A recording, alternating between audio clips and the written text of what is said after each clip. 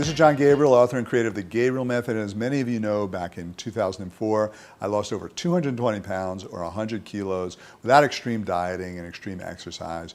And I've dedicated my life now to teaching the theory, art, and practice of permanent, sustainable weight loss. And permanent sustainable weight loss is never just about calories in and calories out. It's about addressing the real issues, which are usually hormonal in nature. And today I want to talk about gluten because there's a lot of controversy about gluten and whether gluten is bad for you or good for you, or whether gluten causes you to gain weight or not. And this is a typical example of how it's not just about calories in and calories out. Because there was a recent article in the Journal of Obesity that showed that, for mice at least, that having gluten can cause you to gain weight and slow your metabolism and lose the ability to burn fat. And conceptually it makes sense, and I'll explain why in a second. So what they did was they basically had 4 groups of mice. One was fed a regular mouse diet.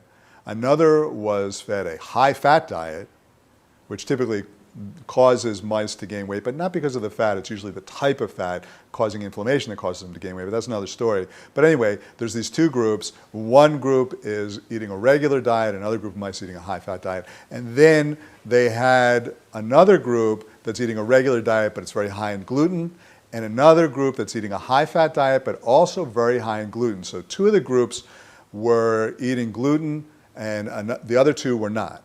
So what they found was both groups that were eating gluten, the ones that were having the regular diet but high in gluten and the other that was having the high-fat diet but high in gluten, both of those groups gained weight, they gained fat, they reduced their metabolism, their thermogenesis went down, their body stopped burning fat or slowed down the rate at which it burned fat.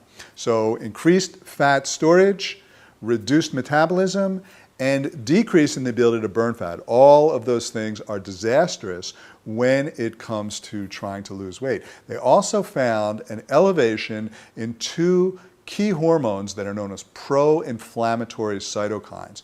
These 2 hormones are interleukin-6 and tumor necrosis factor alpha. These are both called pro-inflammatory cytokines. And what my research has shown is that both of those hormones can lead to insulin resistance and leptin resistance. And many of you have heard of these terms, insulin resistance and leptin resistance. But insulin resistance causes your insulin levels to elevate. Insulin's the fat-making hormone, so because your insulin levels are elevated, you're perpetually in fat-making mode, and then it stops your body from burning fat, because insulin stops your body from burning fat. So both of those hormones would cause you to increase the amount of fat that you're making, because you go into fat storage mode from the elevated insulin, and stops your body from burning fat. Also, they cause leptin resistance, which causes your body to stay hungry and hungry and hungry. When you combine being hungry all the time with increased fat storage mode and decreased ability to burn fat, it's a recipe for disaster that unfortunately all of us are living through, and it's usually caused by some kind of chronic stress that's elevating pro-inflammatory cytokines, some sort of chronic stress or chronic low-grade inflammation that's elevating pro-inflammatory cytokines, and that's exactly what the gluten did in these mice. And this is really important. And the reason it's important is because it demonstrates really clearly that it's not just about calories in and calories out, it's about hormones. And so you need to understand this with your food, because there's many ways to have really delicious, tasty food without the gluten. You can get tasty breads without the gluten, you can get tasty different types of anything you have, pastas, muffins, donuts, I don't care what it is, you can get it in a healthy way without gluten, and you're not going to get the same inflammatory effect. Now, from my experience and my research, all grains cause an inflammatory effect, but the grains that have gluten are worse.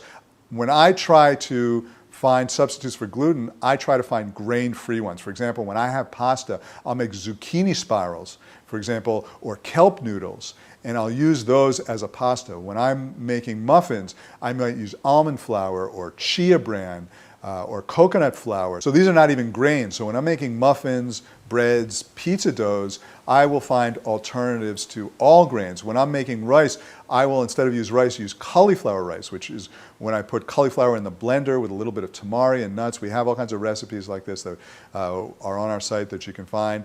But I use a cauliflower rice. I also use cauliflower as a base in pizza dough, and in all these different ways I find completely grain-free ways to enjoy my food and really enjoy my food and not have the hormonal consequence. It's not about less calories. I'm having the same calories, but what I'm not having is the inflammation that's causing the pro-inflammatory cytokines that's causing the leptin and insulin resistance. In short, I'm not having the hormonal consequences that are causing weight gain. What I'm having is a body that's very efficient at burning fat. So if I eat too much, my body can burn the fat again because it hasn't lost the ability to burn fat. So that's what I do, is I eat foods that keep me efficient at burning fat, and that's what I want you to do too. And this is a perfect way to do it, is to find foods that are either gluten-free or especially better if they're grain-free, and find raw, healthy, live alternatives and get creative with it, and you can get really, really delicious foods without the hormonal consequence.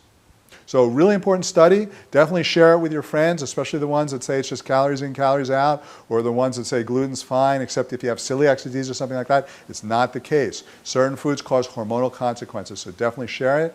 And let me know your comments, and I'll speak to you soon. Take care.